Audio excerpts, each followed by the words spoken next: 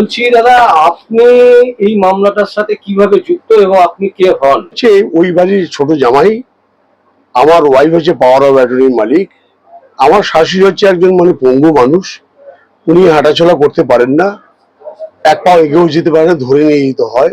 তার কারণে ওনার ছোট মেয়েকে পাওয়ার দেন, সেটা থানা থেকে গিয়ে বলেছেন। সেই পাওয়ার দেওয়ার পরে মামলাকারী হচ্ছে আমার ওয়াইফ বাসন্তী রায়পাল। আমার ওয়াইফ, আমার নাম তপন রায়পাল। অ্যাকচুয়ালি ঘটনা হচ্ছে এটা বিগতদিন ধরেই এই বাড়ি নিয়ে ঝামেলা চলছে। অর্থাৎ 1958 সাল থেকে 80 সাল থেকে এই মামলাটি আমার শাশুড়ি করতেন। এই বাড়ির মামলাটা করেছিলেন হরিপদ বিশ্বাস বলে একজন, হরিপদ সরকার বলে একজন ভদ্রলোক ছিলেন। যে ভদ্রলোক আপনার হচ্ছে ভাড়াটে ছিলেন। সেই ভাড়াটে আমার এক মামা শ্বশুর থেকে জাল সই করে উনি 15 বছর একটা লিজ দিয়েছে। সেই মামলাতে ওনারা ডিগ্রি পায় আমার শাশুড়ি। সেই মামলাতে বলা আছেন যে এই ভাড়াটে উচ্ছেদ বা তাদেরকে উত্থান করে দিতে হবে। আজ পর্যন্ত সেটা করেনি। কেন করেনি বা কে করতে চায়নি কেন, আমার এটা ডাউটফুল লাগছে।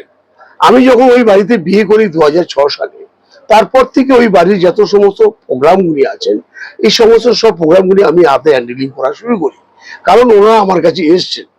তখন দেখা গেল আমার শাশুড়ি যে মামলাগুলি করেছেন তাতে মামলার ডিগ্রি পেয়েছেন। ওনার বাবা মারা গেছেন 63 সাল নাকি 62 সাল, উনি ডেট অফ সার্টিফিকেট দিতে পারেনি এই মামলাতে। তার অর্ডারে রয়েছেন, আমরা দেখিয়ে দেবো প্রুফ। সেখানে একটা দানপত্র হচ্ছেন 84 সালে। যে ভদ্রলোক মারা গেছেন, ধরে নিলাম 62 বা 63 সালে মারা গেছেন, সে দানপত্র করছেন 84 সালে। তবে টোটালি ফ্রড। তারা 4 ভাই দানপত্র করেছেন আমার শাশুড়ি ভাইদের। এই নিয়ে আমরা হাইকোর্টের ডেমোলিশনের মামলা শুরু করেছি। কারণ আরেকটা দিক, যে ভাড়াটেরা উচ্ছেদ হয়ে গেছিলেন তার বাবা, তার ছেলেরা কি করেছেন, 2.5 কাঠা একটা জমি আনডিভাইডেড প্রপার্টি, সেই প্রপার্টিটা রেকর্ড করার জন্য আমাদের রেকর্ড কারেকশনের মামলা হাইকোর্টে পেন্ডিং। জাস্টিস গুরুকান্তের ঘরে আছে। যে মামলাটি শুনানি আপনাদের কালকে আমরা করার চেষ্টা করেছিলাম, কিন্তু হয়নি। কিন্তু যেটা ডেমোলিশনের মামলা, সেই মামলাটি কালকে লিজ কল হয়, আমরা সেই মামলা করতে যাই। আদার সাইডের লোকরা এসে, যারা ওই পাওয়ার অফ অ্যাটর্নি করেছেন, দানপত্র করেছেন, তারা যে ফলস করেছেন, তারা এসে বলছেন আমার শাশুড়ি বলছেন এই মামলা থেকে সরে যেতে। কারণটা কি এই মামলাটা, কারণটা কি? অন্য মামলাতে কিছু বলছেন না। তীর্থমল ঘোষের অর্ডার পাওয়ার পরে 8/5 অর্ডার হওয়ার পরেই আমার শাশুড়িকে একা ওই বাড়ির থেকে উধাও করে নিয়ে চলে গেলেন এই প্রমোটার। তার লোকাস কি আছে? তার তো এগ্রিমেন্ট ক্যান্সেল করে দিয়েছে আমার শাশুড়ি। 3-3টা কমপ্লেন করেছে, থানায় 2টো কমপ্লেন করেছে। সেই কমপ্লেনে বলেছেন যে ওনাকে রিভলভারে গুলি দিয়ে গুলি করে দেবেন, মার্ডার করে দেবেন, তাতে যদি উনি না সরে দাঁড়ায়। ওনাকে কি করলো, এই তীর্থমল ঘোষের অর্ডার পেয়ে 16 তারিখে ওনাকে ওখান থেকে তুলে নিয়ে চলে কোথায় গিয়ে রেখেছেন আমরা জানি না। ইভেন আমরা নাগের বাজারের ওই এরিয়াতে পড়ছেন, আমরা হেভিয়াস পারপাসের মামলা যখন করেছি, সেখানে পুলিশ একটা রিপোর্ট দিয়েছেন যে এই অ্যাড্রেসে থাকেন। আমাদের রেকর্ড দেখিয়েছিলেন, আমরা তখন এই অ্যাড্রেসটা দেখে নিয়েছি। সেই অ্যাড্রেসে গিয়ে আমরা ফিজিক্যালি গেছি। ওখানকার ভোটার কালেকশন যারা করেন তারা গিয়ে তাদেরকেও দেখিয়ানো হয়েছে। পোস্ট অফিসে বলা হয়েছেন, গ্যাস যারা সার্ভিস করে তাদেরকে বলা হয়েছেন, এবং নাগেরবাজার থানাতেও আমরা 2-2টো কমপ্লেন করেছি। তারাও কোনো ভাইরাস, তার কোনো ঠিকানা অস্তিত্ব পায়নি। এখনো পর্যন্ত কোর্টকে ওরা বলতে পারেনি। এরা মেলাইন করছে, কারণ এই জমিটার সম্পত্তি আজকাল বর্তমান বাজারে মূল্য হচ্ছে 12 থেকে 14 কোটি টাকা। আর এরা হচ্ছে অশিক্ষিত লোক, যারা আমার শ্বশুর বা আমার শাশুড়ি যারা আছেন, তাদের লেখা দেখলে আপনারা বুঝতে পারবেন। এরা জানে না ওই জমিটার ভ্যালু কত। ওনাদেরকে প্রত্যেককে 550 করে বলছেন দেবেন, কিন্তু 50-50 রেশিও ওখানে ওই এগ্রিমেন্টে বলেছেন, পাওয়ার অফ অ্যাটর্নি বলেছেন, সে কিন্তু ডিজলভ হয়ে গেছেন। কারণ কি, আনরেজিস্টার্ড এগ্রিমেন্ট 4 মাসের মধ্যে যদি রেজিস্ট্রেশন না করা হয়, সেই এগ্রিমেন্টের কোনো মূল্য নেই, সেগুলি ভয়েড হয়ে যায়। কারণ সেই ক্ষেত্রে ওরা দেখেছেন যে এই প্রপার্টিটা যদি হাতিয়ে নেওয়া যায়, ভয় দেখিয়ে মিথ্যাভাবে কিছু করে এগ্রি করে যদি করতে পারে, ওরা প্রমোটার লাভ হবে। ইভেন এর সাথে আমি স্পেসিফিক নাম বলছি, আমার কোনো ভয়ের ব্যাপার নেই। আমি একজন আইনজীবী হিসাবে আমি এরা জনগণের সামনে এরা আনতে চাই। ওখানকার যে আছে শান্তনু সেন, তার ওয়াইফ হচ্ছে কাউন্সিলর কাকুলি সেন, এবং তার মাথায় আছেন অতীন ঘোষ। এই অতীন ঘোষের নাম ওই প্রমোটার গুলো আমার বাড়িতে 3বার মিটিং করেছে। আমার কাছে 1.5 ঘন্টা রেকর্ডিং আছে। তারা কি কি মিথ্যা কথা বলেছেন, কি কি সত্য কথা বলেছেন, ওরা সব স্বীকার করে গেছেন। আমার কাছে রেকর্ডিং আছে। আপনারা যদি চায় প্রেস চায় আমি ওই 1.5 ঘন্টা রেকর্ডিং এর আমি চিপ আপনাদেরকে চেক দিয়ে দেবো।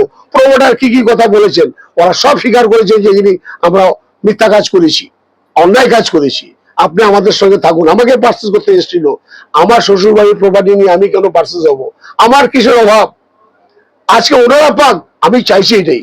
ইভেন আমাকে 15-20 লাখ টাকা অফারও দিয়েছেন, হাইকোর্টে আসবেন। আমার সিনিয়র বলছে আসতে গেলে পেপার নিয়ে আসতে হবে, ওরা পেপার আনতে পারেনি আজও পর্যন্ত। তারপরে সেই মিটিং ক্যান্সেল হয়ে যায়।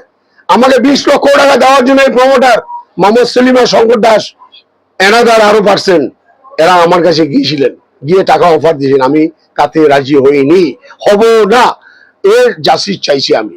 ইভেন আমার শাশুড়ি এবং আমার শালা কোথায় আছেন আমরা জানতে চাই। উনি পড়াশোনা জানেন না, ওনাকে উইক দেখে উনি যখন বাড়িতেই ছিল তখনই উনি থানায় কমপ্লেন করেছে। সেই থানার কমপ্লেন উনি আজও পর্যন্ত একটা কোনো জিডি না এফআইআর কিচ্ছু হয়নি। অথচ এই মামলাতে যখনই আমরা ডেমোলিশনের মামলা ফাইল করলাম, পুলিশ মানে উঠে পড়ে লেগেছে। কারণ পূর্বে আমি একটু ফিরে যাই, ওই স্মৃতি থানার আন্ডারে যে ওসি ছিলেন অনিমেষ হাওলাদার এবং সেকেন্ড অফিসার আরো কয়েকজন একটা পক্সো মামলাতে উনারা আসামি। সেই মামলায় আমি হচ্ছে রেকর্ডের অ্যাডভোকেট। আমার মক্কেলকে ডেকে নিয়ে গিয়ে এই সমর কুমার ঘোষ যে বর্তমানে ওসি এখন মানে স্মৃতি থানায়, তাকে ডেকে নিয়ে গিয়ে এমন ধমকাধমকি করেছেন, উনি কোষা করে দিয়েছেন। উনি এসে হাইকোর্টে বলেছেন আমি মামলা করিনি। তারপরে এটা বিশেষ দাঁড়িয়ে আছে, এখনো মামলা পেন্ডিং।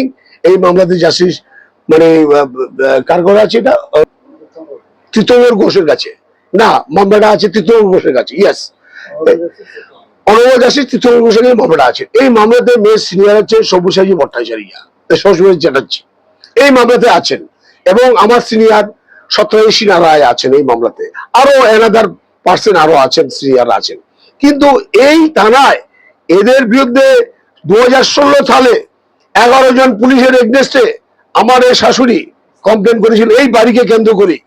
ওনাকে কিন্তু 2016 সালে বাড়ির থেকে আবার এমনি তুলে নিয়ে গিয়েছিল। আমরা হাইকোর্টের অর্ডার, জাস্টিস দীপঙ্কর দত্তর অর্ডারে আমরা তারপরে বাড়িতে ঢুকাই। সেম টু সেম এই কন্ডিশন এবারও করলেন 2025-এ। কি হচ্ছে এই সমাজে, কি হচ্ছে এখানে, কি বাড়ি চলছে? এটা কি মমতা ব্যানার্জি দেখতে পাচ্ছেন না? উনি কি কাঠের পুতুল? ওনার মতো সরকারকে আমরা চাই না। যেটা করছেন এটা অত্যন্ত নোংরা জিনিস। আমি চাই এর বিচার চাই, আমি এর বিচার চাইছি। আমি অনারেবল জাস্টিস আমি মানে তার কাছেও যাব।